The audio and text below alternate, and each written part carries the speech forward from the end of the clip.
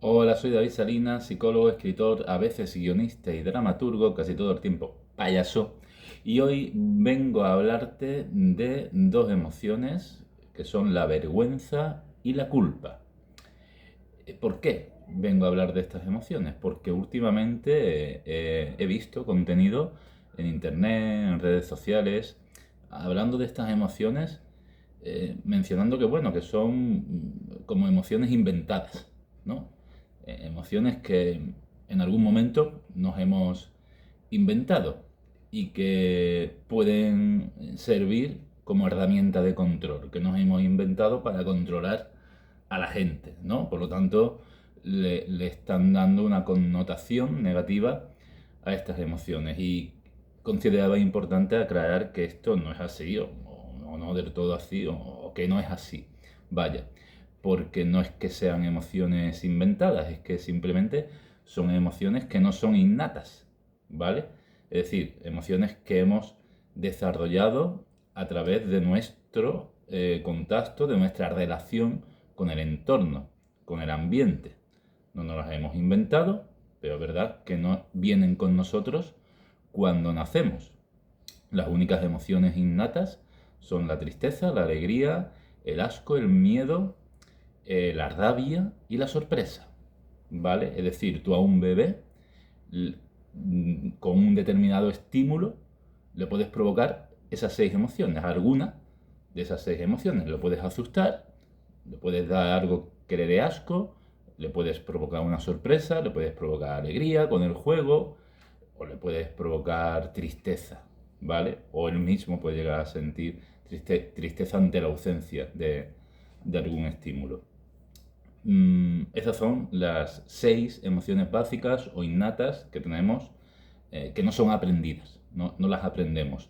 El resto de emociones las aprendemos, entre ellas la culpa y la vergüenza. ¿Y cómo las aprendemos? Pues en interrelación con el contexto, con nuestro ambiente, y por lo tanto podemos decir que son emociones sociales, no son emociones innatas, sino que son emociones sociales. Pero fijaros, incluso las emociones innatas, como las seis que acabo de nombrar, se modulan. Es decir, nos vamos a sentir más o menos tristes, más o menos alegres, también en función de la influencia del contexto, de la cultura en la que vivamos, ¿no? Hay situaciones o estímulos que por cultura nos invitan a estar tristes, mientras que otras nos invitan a estar alegres. Y en otra cultura diferente eso puede cambiar, puede ser ligeramente distinto, ¿vale? Nos dicen que como, bueno, como son emociones sociales, que aprendemos o que nos enseñan, nos pueden servir para manipular, para establecer una especie de control, son herramientas de control, eh, que son herramientas que hacen que nos controlan, ¿no? Vale, pero es que quizás necesitamos esas herramientas de control, ¿vale? Es decir, necesitamos normas, necesitamos moral, necesitamos convenciones sociales, necesitamos una serie de normas y de leyes que nos van a facilitar vivir en comunidad, vivir en sociedad. Y la culpa y la vergüenza son emociones que tienen una función social. La culpa nos ayuda a identificar comportamientos que son negativos porque hacen daño a otras personas o porque atentan contra nuestros valores, que pueden ser efectivamente unos valores que hemos aprendido a través de la cultura de la sociedad en la que vivamos, ¿vale? Y la vergüenza es una emoción que nos ayuda a la integración social, a encajar en el grupo, porque cuando el grupo tiene una serie de normas, de convenciones, y nosotros seguimos esas normas, conseguimos la integración. Cuando vamos por nuestra cuenta y hacemos cosas que ridiculizan o que parecen extravagantes al grupo, que no encajan con los valores del grupo, ¿no? Pues entonces el grupo nos puede excluir. Necesitamos sentir esa vergüenza para tener ese sentido de pertenencia y esa seguridad que nos aporta el grupo o la comunidad. Por lo tanto, como siempre, cuando hablamos de psicología e inteligencia emocional, no existen emociones buenas ni malas, no existen emociones positivas y negativas, existen emociones, ¿vale? Y da igual que sean innatas o que sean aprendidas. Al final, todas son naturales. Todas son naturales porque el ser humano, por naturaleza, es un animal racional y social. Por lo tanto, es imposible no desarrollar creencias, emociones, sensaciones que no tengan que ver con el contexto, porque es que nos vamos a desarrollar por narices en un contexto determinado. ¿Cuál es el problema? ¿Cuál es el problema con...? Porque claro, pues, no existen emociones buenas y malas, pero pues, todas las emociones, como todas las cosas, puede conllevar problemas, ¿no? El problema está en cuando no aplico un pensamiento crítico o una actitud revolucionaria frente a esas normas, esas convenciones, esas leyes o costumbres que existen en la comunidad. Porque a lo largo de la historia ha habido normas que son muy injustas o normas que alentaban o justificaban que se hiciera algún tipo de opresión a personas, a grupos de personas. Y gracias a ese pensamiento crítico y a esta actitud revolucionaria, hemos cuestionado esas normas, las hemos superado y las hemos sustituido por otras normas.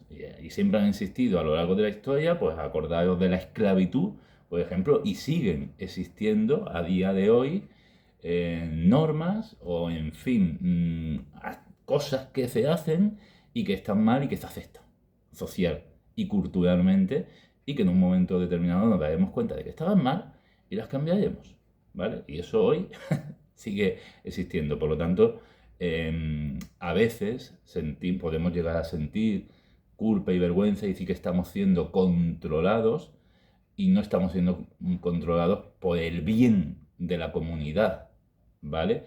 Sino que se está haciendo daño a una persona o a un grupo de personas, se está oprimiendo a ese grupo de personas, y es bueno darnos cuenta de eso a través del pensamiento crítico y de la actitud revolucionaria para cuestionar ese tipo de normas o convenciones y superarlas, ¿vale? Y después, el otro problema que yo como psicólogo me encuentro muchísimo en terapia es cuando sentimos una culpa y una vergüenza desproporcionadas e irracionales, que no tienen razón de ser, ¿vale? A veces nos vamos a sentir culpables sin tener por qué sentirnos culpables, porque realmente no le hemos hecho daño a nadie, o por lo menos no ha sido de manera consciente, intencionada, ha podido ser un error, ha podido ser un accidente, y a veces va a ser desproporcionado, como en el caso de la vergüenza, ¿no? Por ejemplo, porque claro, la vergüenza nos ayuda a encajar en los grupos, pero cuando sentimos demasiada vergüenza, podemos tener un sentido de ridículo extremo que en lugar de ayudarnos a encajar en el grupo, lo que hace es que evitemos, que nos cohibamos, en fin, que nos recluyamos en nosotros mismos. Y este es el tipo de cosas que al final, gracias a la terapia o gracias al trabajo personal que puede hacer cada uno de vosotros, nos damos cuenta de que estoy sintiendo una culpa irracional, de que estoy sintiendo una vergüenza desproporcionada, que no son útiles, que no nos ayudan, ¿no? Y gracias a esa toma de conciencia, poder dejar de sentir esas emociones, o por lo menos que esas emociones dejen de limitarnos, de paralizarnos, ¿vale?